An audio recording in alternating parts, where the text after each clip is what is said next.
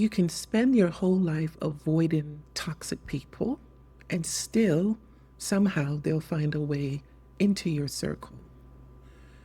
Because avoiding toxic people isn't always the answer. It's about knowing yourself, knowing your boundaries, knowing what you will and will not become. See, avoiding toxic people at all costs might keep the chaos away for a while. But if you don't know yourself deeply, you'll still get lost in their chaos. Here's what I see. Toxic people aren't just looking for someone to fight with or argue with. They're looking for someone to feed from, or someone they can pass their energy to. That old saying, misery loves company, there's truth in that. And most people, whether they realize it or not, are trying to control the circle around them. Have you ever pondered that? I recognize that in myself. The reason why I avoid certain situations is to control my environment, my space. But you can't always control that. Some spaces become toxic when you start choosing yourself. It was toxic before, but now you're healing. You see it.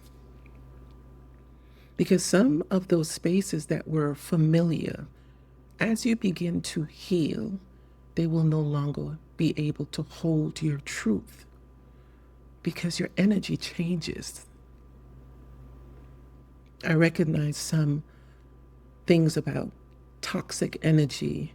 It pulls you down to match it, or by draining you until you're too tired to resist it. And what I notice in myself, and maybe you can relate, sometimes I go online looking to verify something, to confirm, to fact check something, and that's okay. And maybe that's even how you found this video. But the reflection I share with you here aren't for me to confirm for you. They're for you to confirm within yourself. Some toxic energy is obvious. Cruel, angry, bitter, controlling. But not all toxic people look like that at first. Some of them love you. Some of them mean well. Some of them genuinely believe they're helping you, but they're toxic to themselves. It's that subtle control. They want you to think like them, sometimes all in the name of love. And when you first meet them, they might not show you their shadow, that side of them. They might be your coworker, your neighbor, your friends. These people have access to you. Toxicity doesn't always introduce itself as, I am toxic. That's why avoiding toxic people isn't always the answer. One of the most dangerous patterns I've seen is this. They will exhaust you slowly, intentionally, until you're worn down to your lowest self. Because at your lowest, you're easier to control.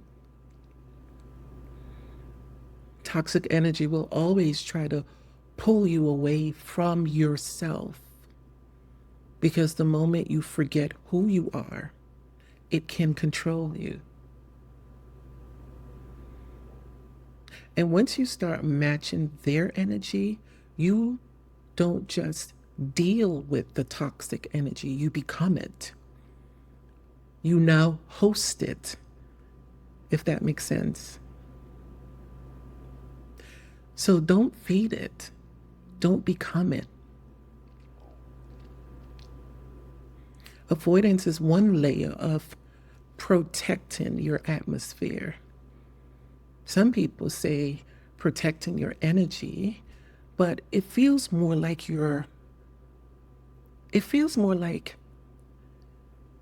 it's about controlling your atmosphere. And when you see from the world, you will always feel the need to protect something, your energy, your space. The illusion of the world is this: it convinces us that we need protection, we need something, material things. Then it builds of the very system to keep that fear alive. It creates the noise and then tells us to guard ourselves from the noise it made. I wonder if you can see that. Sometimes what really keeps us stuck in toxic situations isn't the other person at all. It's our own fears. The fear of being alone, maybe. The fear of not being enough, maybe. And those fears can imprison us tighter than any toxic person ever could. Because it's your own fear. But awakening to the truth is what helps us to not just survive the world, but overcome it. Awakening is the process when the truth reveals itself. You start going through an awakening. You start realizing the illusions around you.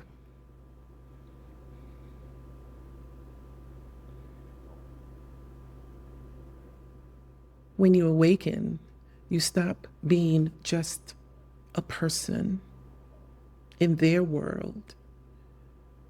You become a presence of love, a presence of peace. Something that does not come from the world, it comes from within. And here's the thing: low vibrational people can't handle that presence. They won't want to be around it. Your stillness will make their chaos, their noise louder to themselves, if that makes sense. Your silence reflects back to them their own chaos, their own misery. Your peace reveals more of their discontent. And sometimes they'll be the one avoiding you. I've experienced this. They can't confront you. You're not going to feed them. That totally eliminates the urge to draw you in because you're not feeding.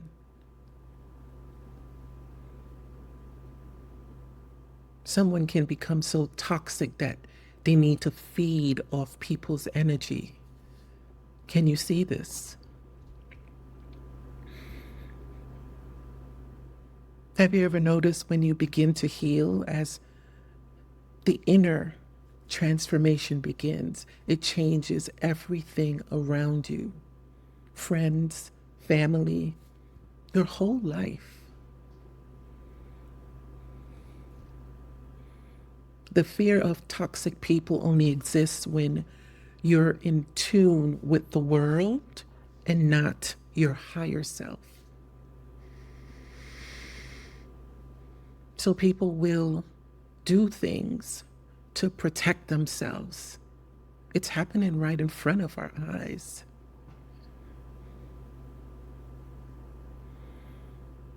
It's hard to be at peace in the world when our inner world reflects it. But when you remember who you are, love is found. You realize you have nothing to fear. Your energy doesn't match the world anymore. And on your healing journey, you'll notice some people will fall away. Not because you wish them harm or because you don't love them. No. But because they can't go the rest of the way with you. And you'll have to let go too. That's the thing. Sometimes toxic people walk out of our lives, but you haven't let go. For some reason, you have not let go. But your soul is asking you to let go. Because if you don't let go of what was, you'll find someone else to replace that same toxic energy, because that's what you know. Almost like that's what you're accustomed to.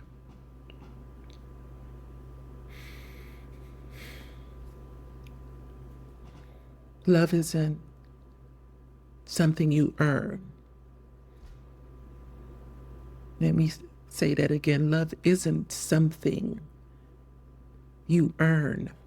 It's something you remember from a place of wholeness. And when you become that love, there's no need to chase it.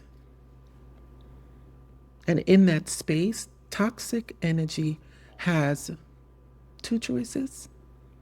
It will either transform when it meets your presence, or it will avoid you entirely. Not because you pushed it away or avoided it, but because you no longer feed it. The moment you feel you have to protect yourself from a toxic person, it means on some level, there's still an attachment there. I recognize this in myself.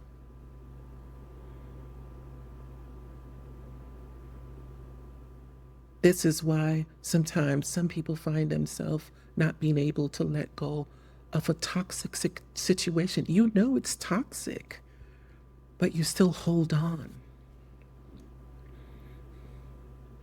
There's still an attachment there.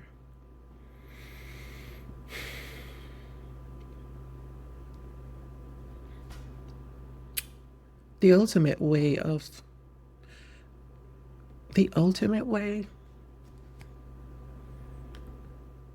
what is most important in protecting your environment from toxic people isn't putting up a wall. It's not the technique or being strategic or a list of rules. Those can be a temporary solution, but it's the place you're seeing from. It's the clarity of knowing yourself so deeply that no one can convince you to leave yourself.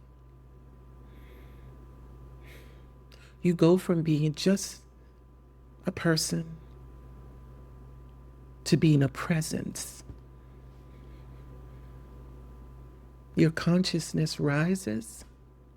You know that silence is golden. You know when to engage and when to detach. Because going down to their level is easy. Coming back up is hard. And when you fought to rise, you won't want to climb that mountain twice. This might be what someone needs to hear. This might be what awakens something in you, shifts something in you after dealing with a toxic situation for years. Listen, the things we've given our power to, the moment we start choosing ourselves, their grip on us begins to loosen. You never actually lose your power. You just hand it over. And you can choose to take it back. So yes, avoid them when you can, but more importantly, become the presence they cannot touch. Presence is felt, not seen. Because when you stand in love and truth, you don't need to protect your environment.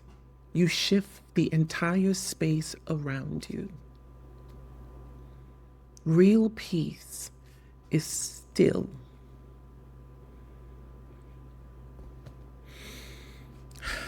Drop a heart emoji in the comments if this resonates for you at all. And let's continue to fill the space with love. And thank you all for listening and growing with me on this journey. Thank you.